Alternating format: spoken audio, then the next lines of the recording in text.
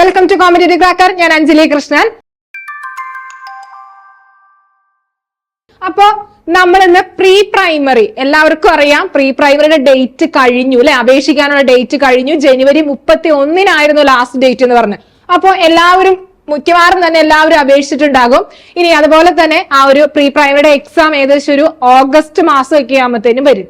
അപ്പോ നമുക്കറിയാം അതിന്റെ സിലബസ് 100 മാർക്കിന്റെ സിലബസ് ആണ്. അതുപോലെ തന്നെ നമുക്ക് വളരെ സിമ്പിൾ ആയിട്ടുള്ള സിലബസ് ആണ്. നമുക്ക് എളുപ്പത്തിൽ പഠിച്ചു പോകാം. നമ്മളെ കൺഫ്യൂഷനിങ് ആകാം, അല്ലെങ്കിൽ ഭയങ്കര ഡിഫിക്കൽട്ട് ആയിട്ടുള്ള സബ്ജക്റ്റുകൾ മലയാളം, ഇംഗ്ലീഷ് ഇതൊന്നും ഇല്ല. അപ്പോൾ അതുകൊണ്ട് തന്നെ വളരെ സിമ്പിൾ ആയിട്ടുള്ള ഒരു എക്സാംസ് ആയിരിക്കും. ഇനി പക്ഷെ 2022 ലാസ്റ്റ് എക്സാം നടന്ന ആ ഒരു സമയത്ത് തന്നെ ഒരുപാട് പാറ്റേൺ ചേഞ്ചോട് കൂടി, ക്വസ്റ്റ്യന്റെ പാറ്റേൺ ചേഞ്ചോട് കൂടിയും അതുപോലെ തന്നെ ആ ഒരു സിലബസ്, പുതിയൊരു സിലബസ് ആണ് കഴിഞ്ഞ തവണ വന്നത്. അതേ സിലബസ് തന്നെയാണ് നമുക്ക് എടുത്തു പോകുന്നത്. അപ്പൊ നമുക്കറിയാം ആ ഒരു പാറ്റേൺ ചേഞ്ച് എന്തൊക്കെയാണെന്ന് നമുക്ക് നന്നായിട്ട് തന്നെ നമുക്ക് കഴിഞ്ഞ ക്ലാസ്സുകളിലൊക്കെ നമ്മൾ പറഞ്ഞു പോയിട്ടുണ്ട്. അപ്പോ ഇന്ന് നമ്മൾ എടുക്കുന്നത് മൂല്യനിർണ്ണയം എന്ന് പറയുന്ന ആ ഒരു സെക്ഷനിൽ നിന്ന്. അപ്പൊ നമുക്കറിയാം മൂല്യനിർണ്ണയത്തിൽ നിന്ന് 10 മാർക്കിന്റെ ക്വസ്റ്റ്യൻ ആണ് മൂല്യനിർണ്ണയത്തിൽ നിന്ന് ചോദിക്കുന്നത്. അപ്പൊ ഈ 10 മാർക്ക് നമുക്ക് എങ്ങനെ ഈസി ആയിട്ട് ഏൺ ചെയ്യാം, അതുപോലെ തന്നെ എന്തൊക്കെയാണ് ആ ക്വസ്റ്റ്യന്റെ ആ ഒരു ലെവൽ എങ്ങനെയൊക്കെയാണ്, അതിൽ ആപ്ലിക്കേഷൻ ലെവൽ ക്വസ്റ്റ്യൻസ് ചോദിച്ചിട്ടുണ്ട്, അതുപോലെ തന്നെ സിമ്പിൾ ആയിട്ടുള്ള ക്വസ്റ്റ്യൻസ് ചോദിച്ചിട്ടുണ്ട്. അതിൽ ഒരുപാട് ചേഞ്ചസുകൾ മൂല്യനിർണ്ണയത്തിൽ നിന്ന് വന്നിട്ടുണ്ട്. അപ്പൊ നമുക്ക് നോക്കാം എങ്ങനെ സിമ്പിൾ ആയിട്ട് നമുക്ക് ആ ഒരു 10 മാർക്കിന്റെ ക്വസ്റ്റ്യൻ ഏൺ ചെയ്യാനായിട്ട് സാധിക്കുമെന്ന് നോക്കാം. അപ്പൊ ഫസ്റ്റ് ക്വസ്റ്റ്യൻ നോക്കിക്കോളാം. ഫസ്റ്റ് ക്വസ്റ്റ്യൻ, നല്ല ശോധകത്തിന്റെ സവിശേഷതകളിൽ ഉൾപ്പെടാത്തത് ഏത് എന്നാണ് ചോദിക്കുന്നത്. ഓപ്ഷൻ എ സാധുത, ഓപ്ഷൻ ബി വിശ്വസ്തത, ഓപ്ഷൻ സി പ്രായോഗികത, ഓപ്ഷൻ ഡി വ്യക്തിപരത. എന്താണ് ശോധകത്തിന്റെ സവിശേഷത അല്ലെ? ശോധകത്തിന്റെ സവിശേഷതകളിൽ ഉൾപ്പെടാത്തത് ഏത് എന്നാണ് ചോദിക്കുന്നത്. ഉൾപ്പെടാത്തത് ഏത്? അപ്പൊ ഈ ക്വസ്റ്റ്യൻ നമ്മുടെ മിക്കവാറും തന്നെ ക്വസ്റ്റ്യൻ പേപ്പറിൽ ഉൾപ്പെട്ടത് ഏത്, ഉൾപ്പെടാത്തത് ഏത് എന്നൊക്കെയാണ് ചോദിച്ചു കണ്ടേക്കുന്നത്. അപ്പൊ ഏതായിരിക്കും അവിടെ ആൻസർ? വ്യക്തിപരതയാണ് ഇതിന്റെ ആൻസർ ആയിട്ട് വരുന്നത്. അപ്പൊ നോക്കിക്കോളൂ, എന്താണ് ശോധകം എന്ന് പറഞ്ഞാൽ നമ്മുടെ ബോധന പ്രക്രിയ നടക്കുന്ന സമയത്തോ അതിനുശേഷമോ ചോദിക്കുന്ന ഒരു കൂട്ടം ചോദ്യങ്ങൾ അല്ലെ, ചോദ്യാവലി. അതിനെയാണ് നമ്മൾ എന്ത് പറയുന്നത്? ശോധകങ്ങൾ എന്ന് പറയുന്നത്. ഇനി ഈ ശോധകങ്ങളുടെ സവിശേഷത എന്ന് പറഞ്ഞാൽ ഏതൊക്കെയാണ്? സാധുത, വിശ്വാസ്യത, പ്രായോഗികത, സമഗ്രത, താരതമ്യക്ഷമത. താരതമ്യക്ഷമത, പ്രയോജനക്ഷമത, വ്യവച്ഛേദനം.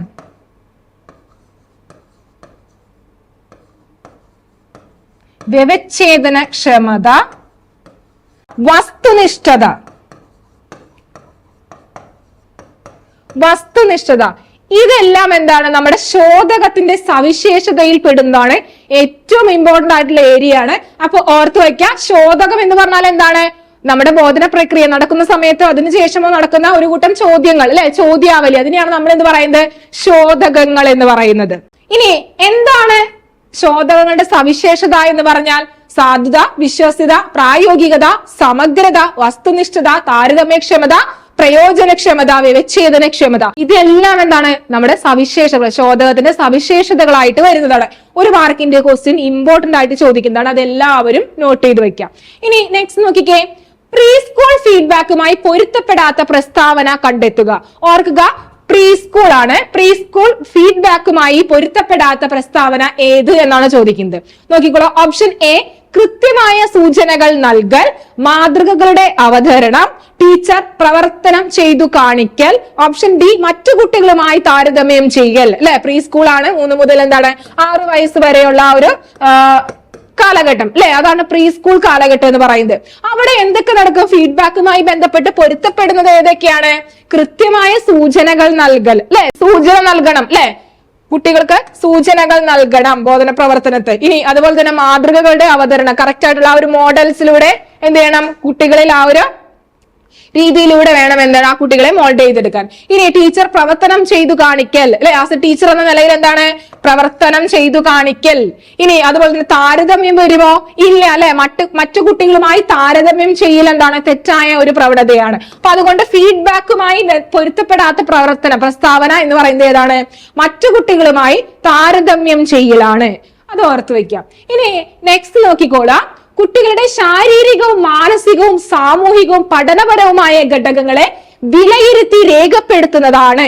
ഓപ്ഷൻ എ ഉപാഖ്യാന രേഖ, ഓപ്ഷൻ ബി സഞ്ചിത രേഖ, ഓപ്ഷൻ സി വ്യക്തിഗത രേഖ, ഓപ്ഷൻ ഡി ഇൻവെന്ററി. ഏതായിരിക്കും ഇവിടെ ആൻസർ ആയിട്ട് വരുന്നത്?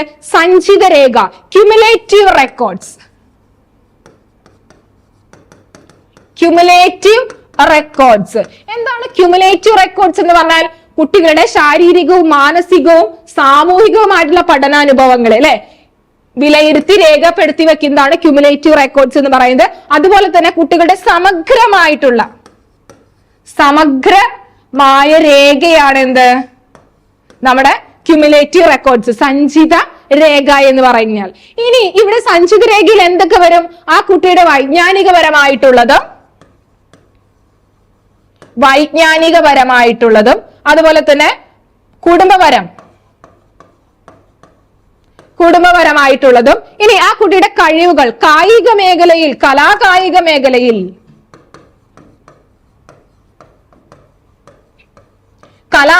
മേഖലയിൽ എന്തെല്ലാം കഴിവുകളുണ്ട് എന്ന് വേണ്ട സമഗ്രമായിട്ടുള്ള ഒരു വിലയിരുത്തലാണ് ഇവിടെ കാണുന്നത് ക്യുമുലേറ്റീവ് റെക്കോർഡ്സിൽ, സഞ്ചിത രേഖയിൽ നമുക്ക് കാണാൻ സാധിക്കുന്നത്. ഓർത്ത് വയ്ക്കുക. ഇനി അതുപോലെ തന്നെ വേറെ ഒന്ന് നിങ്ങൾ പഠിച്ചിട്ടുണ്ടാവും, ഉപാഖ്യാന രേഖ എന്ന് പറഞ്ഞാൽ അനഡോക്ടൽ റെക്കോർഡ്സ്. അനഡോക്ടൽ റെക്കോർഡ്സ് ഓർ സംഭവ വിവരണ രേഖ. എന്താണ് സംഭവ വിവരണ രേഖ? ഒരു കുട്ടി അല്ലെങ്കിൽ ഒരു വ്യക്തി എങ്ങനെ പെരുമാറും, ഒരു സവിശേഷ സാഹചര്യത്തിൽ, ഒരു പ്രത്യേക ഒരു സാഹചര്യത്തിൽ എങ്ങനെ പെരുമാറുന്നു, എങ്ങനെ ആ കുട്ടി വ്യവഹരിക്കുന്നു എന്നുള്ളതിന്റെ രേഖയാണ് എന്ത് വരുന്നത്? ഉപാഖ്യാന രേഖ എന്ന് പറയുന്നത്. ഓർത്തു വയ്ക്കുക, ഇമ്പോർട്ടന്റ് ആണ്. ഇനി ഇൻവെന്ററി എന്ന് പറഞ്ഞാൽ എന്താണ്? ഒരു കൂട്ടം ചോദ്യങ്ങൾ, അതാണ് എന്ത് വരുന്നത്? ഇൻവെന്ററി എന്ന് പറയുന്നത്. ഇനി നെക്സ്റ്റ് നോക്കിക്കോളൂ. അപ്പൊ ഈ ഉപാഖ്യാന രേഖയും സഞ്ചിത രേഖ ഇതൊക്കെ ഇമ്പോർട്ടന്റ് ആണ്. മിക്കവാറും തന്നെ അതിൽ നിന്ന് ക്വസ്റ്റ്യൻ ചോദിച്ചേക്കുന്നതാണ്. ഇനി കെയർഫുൾ ആയിട്ട് ആ ഒരു ഏരിയയിൽ നിന്ന് തന്നെ പഠിച്ചു പോകണം. ഇനി നെക്സ്റ്റ് നോക്കിക്കേ, പ്രീ പ്രൈമറി കുട്ടികളുടെ പ്രവർത്തനങ്ങൾ വിലയിരുത്തുന്നതിന് സ്വീകരിക്കാവുന്ന ഏറ്റവും അനുയോജ്യമായ രീതി ഏതാണ് എന്നാണ് ചോദിക്കുന്നത്. നോക്കിക്കോളാം. ഓപ്ഷൻ എ ഔപചാരിക സംഭാഷണം, ഓപ്ഷൻ ബി എഴുത്ത് പരീക്ഷ, ഓപ്ഷൻ സി ചോദ്യങ്ങൾ ചോദിക്കൽ, ഓപ്ഷൻ ഡി നിരീക്ഷണം. ഏതായിരിക്കാം ഏറ്റവും സ്വീകരിക്കാവുന്ന ഏറ്റവും അനുയോജ്യമായ രീതി ഏതാണെന്ന് ചോദിക്കുന്നത് അല്ലെ? ഔപചാരിക സംഭാഷണം വരുമോ? പ്രീ പ്രൈമറി ആണല്ലേ, അത് വരില്ല. ഇനി അതുപോലെ തന്നെ എഴുത്ത് പരീക്ഷ പ്രീ പ്രൈമറി ആയതുകൊണ്ട് തന്നെ അതും സാധ്യമല്ല. ഇനി ചോദ്യങ്ങൾ ചോദിക്കൽ അല്ലെ, അതും എന്താണ് സ്വീകരിക്കാനായിട്ട് സാധിക്കില്ല. കാരണം പ്രീ പ്രൈമറി ആ ഒരു കാലഘട്ടം ഓർക്കാം 3 മുതൽ 6 വയസ്സ് വരെയാണ്. ഇനി നിരീക്ഷണം, അത് ഏറ്റവും ബെസ്റ്റ് ആയിട്ടുള്ള ഒരു ഓപ്ഷൻ ആണ്, സ്വീകരിക്കാവുന്ന ഏറ്റവും അനുയോജ്യമായ ആ ഒരു മെത്തേഡാണ്. ഇനി നെക്സ്റ്റ് നോക്കിക്കേ, നെക്സ്റ്റ് ക്വസ്റ്റ്യൻ നോക്കിക്കോളാം. പ്രീ പ്രൈമറി തലത്തിൽ മൂല്യനിർണയ ലക്ഷ്യങ്ങളിൽ ഉൾപ്പെടാത്തത് ഏത് എന്നാണ് ചോദിക്കുന്നത്. പ്രീ പ്രൈമറി തലത്തിൽ മൂല്യനിർണയത്തിൽ ഉൾപ്പെടാത്തത്, ക്വസ്റ്റ്യൻ ശ്രദ്ധിച്ച് കേൾക്കണം. ഉൾപ്പെടുന്നത് ഏത്, ഉൾപ്പെടാത്തത് ഏത് എന്നൊക്കെ ചോദിക്കാം. നോക്കിക്കേ, കുട്ടികളുടെ സമഗ്ര വികസനത്തിന്, ഗ്രേഡ് നിശ്ചയിക്കുന്നതിന്, തുടർ പ്രവർത്തനങ്ങൾ ആസൂത്രണം ചെയ്യുന്നതിന്, പ്രത്യേക പരിഗണന ആവശ്യമുള്ള കുട്ടികളെ തിരിച്ചറിയുന്നതിന്. ഏതാണ് മൂല്യനിർണയ ലക്ഷ്യങ്ങളിൽ ഉൾപ്പെടാത്തത് ഏത് എന്നാണ് ചോദിക്കുന്നത്. ഏതാണ്? കുട്ടികളുടെ സമഗ്ര വികസനത്തിലാണ് എന്ത് നമ്മുടെ മൂല്യനിർണയം എന്താണ് ലക്ഷ്യം വയ്ക്കുന്നത്. ഇനി അതുപോലെ തന്നെ ഗ്രേഡ് നിശ്ചയിക്കുന്നതിനാണോ? അല്ല അല്ലെ, അത് മാത്രമല്ല ലക്ഷ്യം അല്ലെ. ഒരു ഗ്രേഡ് നിശ്ചയിക്കുക എന്നുള്ളത് മാത്രമല്ല ലക്ഷ്യം. ഇനി തുടർ പ്രവർത്തനങ്ങൾ ആസൂത്രണം ചെയ്യാൻ എന്ത് ചെയ്യാം?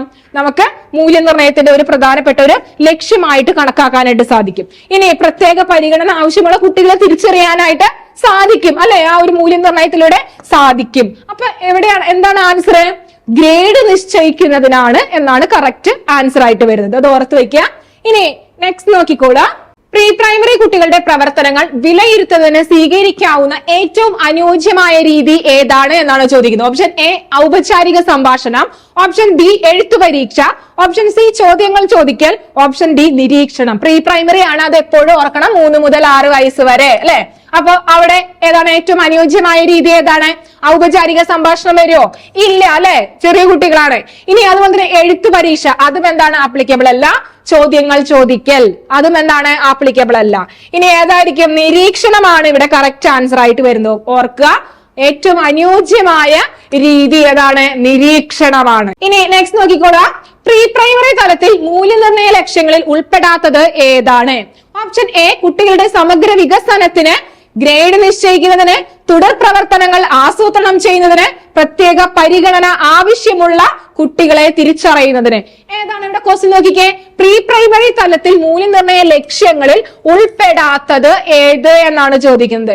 ഏതായിരിക്കാം? കുട്ടികളുടെ സമഗ്ര വികസനത്തിന് എന്താ മൂല്യനിർണ്ണയത്തിന്റെ ആ ഒരു ലക്ഷ്യം തന്നെയാണ് അല്ലെ. അതുപോലെ തന്നെ നിശ്ചിത ഗ്രേഡ് നിശ്ചയിക്കുന്നതിന് മാത്രമാണോ? അല്ല അല്ലെ.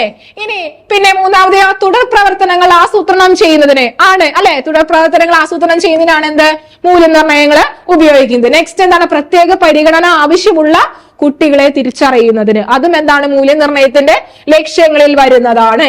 അപ്പൊ എന്തായിരിക്കാം? ഗ്രേഡ് നിശ്ചയിക്കുന്നതിന്, അതാണ് ഉൾപ്പെടാത്തത് എന്ന് പറയുന്നത്. ഇനി നെക്സ്റ്റ് നോക്കിക്കോളാം. പ്രീ സ്കൂൾ കുട്ടികളുടെ വിലയിരുത്തൽ പ്രക്രിയ പൂർത്തീകരിക്കുന്നതിനായി അധ്യാപിക പരിഗണിക്കാത്തത് ഏതാണ് എന്നാണ് ചോദിക്കുന്നത്. അധ്യാപിക പരിഗണിക്കാത്തത് ഏത്? Option A portfolio, option B പ്രകടന വിലയിരുത്തൽ, ഓപ്ഷൻ സി അനൗപചാരിക സംഭാഷണം, ഓപ്ഷൻ ഡി പരീക്ഷയിലെ മാർക്കിനെ അടിസ്ഥാനമാക്കി. ഏതാണ്? പ്രീ സ്കൂൾ കുട്ടികളുടെ വിലയിരുത്തൽ പ്രക്രിയ, പ്രീ സ്കൂൾ തന്നെയാണ്, അത് ഓർക്കുക. ഏതായിരിക്കാം? പരീക്ഷയിലെ മാർക്കിനെ അടിസ്ഥാനമാക്കി. പ്രീ സ്കൂൾ ആയതുകൊണ്ട് തന്നെ എന്തായിരിക്കും ഇവിടെ ആൻസർ ആയിട്ട് വരുന്നത്?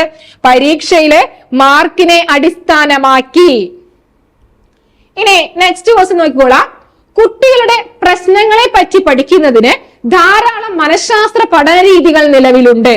ഒരു പ്രത്യേക സാഹചര്യത്തിൽ കുട്ടികൾ എങ്ങനെ പെരുമാറുന്നുവെന്നും സത്യസന്ധത, സഹായമനസ്കത എന്ന സ്വഭാവങ്ങൾ കണ്ടെത്തുന്നതിനുള്ള മനഃശാസ്ത്ര പഠന രീതിയാണ് ഏതാണെന്ന് ചോദിക്കുന്നത്. ഓപ്ഷൻ എ സഞ്ചിത രേഖ, ഓപ്ഷൻ ബി അഭിമുഖ രീതി, ഓപ്ഷൻ സി സർവേ രീതി, ഓപ്ഷൻ ഡി ഉപാഖ്യാന രീതി. അപ്പൊ നെക്സ്റ്റ് ഒരു സഞ്ചിത രേഖയുടെ ക്വസ്റ്റ്യൻ ചോദിച്ചിരുന്നു അല്ലെ. അതിന് സെയിം ആയിട്ടുള്ള അതിന്റെ വേറെ മോഡൽ ഓഫ് ക്വസ്റ്റ്യൻ ആണ്. ഇതൊക്കെ ഒരേ ക്വസ്റ്റ്യൻ പേപ്പറിൽ തന്നെ വന്നേക്കുന്ന ക്വസ്റ്റ്യൻ ആണ്. അപ്പൊ നോക്കിക്കോളാം, ഏതായിരിക്കും ഇവിടെ ആൻസർ ആയിട്ട് വരുന്നത്? ഉപാഖ്യാന രീതി, അനഡോക്ടൽ റെക്കോർഡ്സ്, സംഭവ വിവരണ രേഖ ഓർ സംഭവ വിവരണ രേഖ.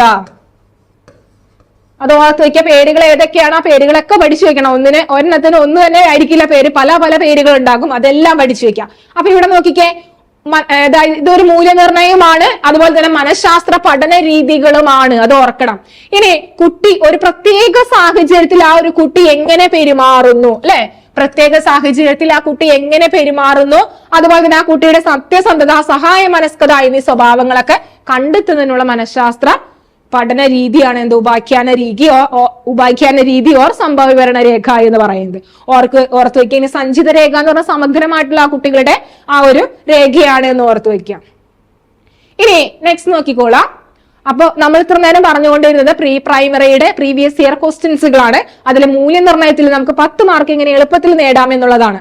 അപ്പൊ നോക്കിക്കേ, nursery teachers, pre primary or pre primary ടീച്ചേഴ്സിന്റെ നോട്ടിഫിക്കേഷൻസ് ഡേറ്റ് കഴിഞ്ഞു അല്ലെ. ജനുവരി 31 ലാസ്റ്റ് ഡേറ്റ്. ഇതിനകത്ത് ഒട്ടുമിക്ക പേരും അപ്ലൈ ചെയ്തിട്ടുണ്ടാവും കാണുന്നവര്. ആ നോട്ടിഫിക്കേഷൻ നമ്പറും കാര്യങ്ങളും കാറ്റഗറി നമ്പറൊക്കെ നിങ്ങൾക്ക് അറിയാം. 710/2023. അപ്പൊ ഓർത്ത് വെക്കുക, എറണാകുളം, പാലക്കാട്, തൃശ്ശൂർ ജില്ലകളായിട്ട് ഓരോ വേക്കൻസികൾ വെച്ചിട്ടാണുള്ളത്. അപ്പോൾ ഇനിയും വേക്കൻസികൾ വരാൻ ചാൻസ് ഉണ്ട്. അപ്പൊ പ്രീ പ്രൈമറി ഇടയ്ക്കിടയ്ക്ക് ഇങ്ങനെ വന്നു പോകുന്നതാണ്. അപ്പൊ അതുകൊണ്ട് അപ്ലൈ ചെയ്തവർക്കും ഇനി അപ്ലൈ ചെയ്യാനിരിക്കുന്നവർക്ക് ഒരു കൺഫ്യൂഷൻ ഉണ്ടാവും. എങ്ങനെ പഠിക്കണം, ഏത് രീതിയിൽ പഠിക്കണം, ക്വസ്റ്റ്യൻസ് പാറ്റേൺ എങ്ങനെയൊക്കെയാണ്, അതുപോലെ തന്നെ സിലബസ് എന്തൊക്കെയാണ് എന്നുള്ളതൊക്കെ വളരെ കൺഫ്യൂഷൻ ഉണ്ടാകും. അപ്പോൾ ഈ കൺഫ്യൂഷൻ മാറ്റാനായിട്ട് ഈ വരുന്ന 19-ാം തീയതി, ഫെബ്രുവരി 19-ാം തീയതി രാത്രി 7 മണിക്ക് ഒരു വെബിനാർ ഉണ്ട്. അപ്പൊ എല്ലാവരും മറക്കാതെ ജോയിൻ ചെയ്യണം. അതിന്റെ ലിങ്ക് താഴെ ഡിസ്ക്രിപ്ഷൻ ബോക്സിൽ കൊടുത്തിട്ടുണ്ടാവും. അപ്പൊ എല്ലാവരും ജോയിൻ ചെയ്യാം. ഇനി അതുപോലെ തന്നെ നമ്മുടെ കോമ്പറ്റേറ്റീവ് ക്രാക്കറിൽ പ്രീ പ്രൈമറിയുടെ ഒരു കോഴ്സ്, അതായത് പ്രീ പ്രൈമറി ആ ഒരു PSC എക്സാം കോഴ്സ് സ്റ്റാർട്ട് ചെയ്തിട്ടുണ്ട്. അപ്പോൾ നമ്മുടെ കോഴ്സിന്റെ ആ ഒരു ഡീറ്റെയിൽസ് കറക്റ്റ് ആയിട്ട് നമുക്ക് എന്തൊക്കെയാണെന്ന് ഞാൻ പറയാം. ഏതൊക്കെയായിരുന്നു? നമുക്ക് ഒരു റെക്കോർഡഡ് ക്ലാസ്, വീഡിയോ ക്ലാസ്സുകളുണ്ട്, അതുപോലെ തന്നെ നോട്ട് ഉണ്ട്, അതുപോലെ തന്നെ നമ്മൾ ലൈവ് ക്ലാസ്സുകളുണ്ട്, വീക്കിലി വരുന്ന ലൈവ് ക്ലാസ്സുകൾ, എക്സാംസ്, അതുപോലെ തന്നെ നിങ്ങൾക്ക് ഒരു പേഴ്സണൽ മെന്റർ ഉണ്ട്. നിങ്ങൾക്ക് എന്തെങ്കിലും ഡൗട്ടുകളൊക്കെ ഉണ്ടെങ്കിൽ ആ പേഴ്സണൽ മെന്ററാണ് ക്ലിയർ ചെയ്ത് തരുന്നത്. അപ്പോൾ ശരിക്കും പറഞ്ഞാൽ നമ്മുടെ ആ കോഴ്സ് എന്ന് പറഞ്ഞാൽ നമുക്ക് ആ ഒരു വേറൊരു റാങ്ക് ഫയലിനെ ഒന്നിനെയോ നമ്മൾ ആശ്രയിക്കാതെ നമുക്ക് കൃത്യമായിട്ട് ആ ഒരു കോഴ്സിൽ നമുക്ക് പഠിക്കാൻ സാധിക്കും. ആ ഒരു വീഡിയോ കണ്ട് ആ ഒരു നോട്ട് നോക്കി തന്നെ നമുക്ക് പഠിക്കാനായിട്ട് സാധിക്കും. അപ്പോൾ എല്ലാവരും മറക്കാതെ ജോയിൻ ചെയ്യാം. ഇനി നമുക്ക് നെക്സ്റ്റ് ക്വസ്റ്റ്യനിലേക്ക് പോകാം. നോക്കിക്കോളാം. സ്കൂൾ കുട്ടികളെ വിലയിരുത്തുന്നതിൽ സ്വീകരിക്കപ്പെടേണ്ടാത്ത രീതി, ഓർക്കുക, പെടേണ്ടാത്ത രീതി എന്നാണ് ചോദിച്ചിരിക്കുന്നത്. പ്രവർത്തനങ്ങൾ നിരീക്ഷിക്കൽ, ഉൽപ്പന്നങ്ങൾ വിലയിരുത്തൽ, എഴുത്തു പരീക്ഷ, സംഭാഷണങ്ങളിലൂടെ വിലയിരുത്തൽ. ഏതായിരിക്കാം? പ്രീ സ്കൂൾ ആണല്ലേ. അപ്പൊ ഏതായിരിക്കും ആൻസർ ആയിട്ട് വരുന്നത്? എഴുത്ത് പരീക്ഷ. എഴുത്ത് പരീക്ഷയാണ് എന്താ നമ്മുടെ വിലയിരുത്തലിൽ സ്വീകരിക്കപ്പെടേണ്ടാത്ത രീതി. എഴുത്ത് പരീക്ഷ അവിടെ ഒരു പ്രൈം ഓപ്ഷൻ ആയിട്ട് അവിടെ വരുന്നില്ല. ഇനി നെക്സ്റ്റ് നോക്കിക്കോളാം. ചുവടെ നൽകിയിട്ടുള്ളവയിൽ ഏതു തരം ചോദ്യങ്ങളാണ് കൂടുതൽ ആത്മനിഷ്ഠമായത്? ഓർക്ക, ഒബ്ജക്റ്റീവ് ഉള്ള ആ ഒരു ക്വസ്റ്റ്യൻ ഏതാണ് എന്നാണ് ചോദിക്കുന്നത്. ഉപന്യാസ ചോദ്യങ്ങൾ, ബഹുവികൽപ്പ മാതൃകാ ചോദ്യങ്ങൾ, ശരി തെറ്റ് ചോദ്യങ്ങൾ, ചേരുംപടി ചേർക്കൽ. കൂടുതൽ വസ്തുനിഷ്ഠമായിട്ട് നമുക്ക് ഉത്തരം നൽകാൻ സാധിക്കുന്ന ക്വസ്റ്റ്യൻസ് ഏതാണ്? ഉപന്യാസം, എസ്സേ ടൈപ്പ് ആയിട്ടുള്ള ക്വസ്റ്റ്യൻസുകളാണ് അല്ലെ. ഇനി നെക്സ്റ്റ് നോക്കിക്കോളാം. മൂല്യനിർണ്ണയവുമായി യോജിക്കാത്ത പ്രസ്താവന കണ്ടെത്തുക. ക്വസ്റ്റ്യൻ നോക്കിക്കോളാം. പ്രവർത്തനങ്ങളോടൊപ്പം നടത്തുന്ന മൂല്യനിർണ്ണയമാണ് സംരചനാ മൂല്യനിർണ്ണയം. ശരിയാണ് അല്ലെ. യോജിക്കാത്ത പ്രസ്താവന ഏത് എന്നാണ് ചോദിക്കുന്നത്. ശരിയോ തെറ്റോ എന്ന് ഓർക്കുക. പ്രവർത്തനങ്ങളോടൊപ്പം നടത്തുന്ന മൂല്യനിർണ്ണയമാണ് എന്ത്? സംരചനാ മൂല്യനിർണ്ണയം. ശരിയാണ് അല്ലെ. ഇനി നെക്സ്റ്റ് എന്താണ്? ഒരു നിശ്ചിത കാലയളവിന് ശേഷം പുരോഗതി അളക്കുന്നതാണ് ആത്യന്തിക മൂല്യനിർണ്ണയം. ശരിയാണ്. ഒരു നിശ്ചിത കാലയളവിന് ശേഷമാണ് എന്ത്? ആത്യന്തിക മൂല്യനിർണ്ണയം നടക്കുന്നത്. ഇനി നെക്സ്റ്റ്, കുട്ടികളുടെ ഉൽപ്പന്നങ്ങളുടെ മൂല്യനിർണ്ണയത്തിൽ പോർട്ട്ഫോളിയോ പ്രയോജനപ്പെടുത്താം അല്ലെ. പോർട്ട്ഫോളിയോ നമുക്ക് പ്രയോജനപ്പെടുത്താം. ഇവിടെ അക്കാഡമിക് ആ ഒരു നിലവാരങ്ങളും കാര്യങ്ങളൊക്കെ രേഖപ്പെടുത്തി വെക്കാം. ഇനി ക്ലാസ്സുകളും പ്രവർത്തനങ്ങളുടെ വിലയിരുത്തൽ ടീച്ചിങ് മാനുവലിന്റെ പ്രക്രിയ പേജിൽ രേഖപ്പെടുത്താൻ പറ്റോ? ഇല്ല അല്ലെ. രേഖപ്പെടുത്താനായിട്ട് പറ്റില്ല. അപ്പൊ ഏതായിരിക്കും അവിടെ ആൻസർ? ക്ലാസ്സുകളും പ്രവർത്തനങ്ങളും വിലയിരുത്തൽ ടീച്ചിങ് മാനുവലിന്റെ പ്രക്രിയ പേജിൽ രേഖപ്പെടുത്താം എന്നുള്ളതാണ് ഇവിടെ ആൻസർ ആയിട്ട് വരുന്നത്. അപ്പൊ ഇത് ഓർക്കുക, ഇതെല്ലാം തന്നെ നമ്മുടെ കഴിഞ്ഞ ഇയറിൽ കഴിഞ്ഞ എക്സാംസിന് ചോദിച്ച ക്വസ്റ്റ്യൻസ് ആണ്. ക്വസ്റ്റ്യൻസിൽ നല്ല ആ ഒരു മാറ്റങ്ങളുണ്ട്. അപ്പൊ മാറ്റങ്ങളോട് അനുസൃതമായിട്ട് പഠിക്കുക. അപ്പോൾ അതിനനുസരിച്ചുള്ള എല്ലാ പ്രീവിയസ് ഇയർ ക്വസ്റ്റ്യൻസുകളും അതുപോലെ തന്നെ ലൈവ് ക്ലാസ്സുകളും റെക്കോർഡ്സുകളൊക്കെ ഇവിടെ അവൈലബിൾ ആണ്. അപ്പൊ എല്ലാവരും മറക്കാതെ ജോയിൻ ചെയ്യുക. അപ്പൊ മറ്റൊരു ക്ലാസ്സിൽ കാണാം. അതുവരെ താങ്ക് യു.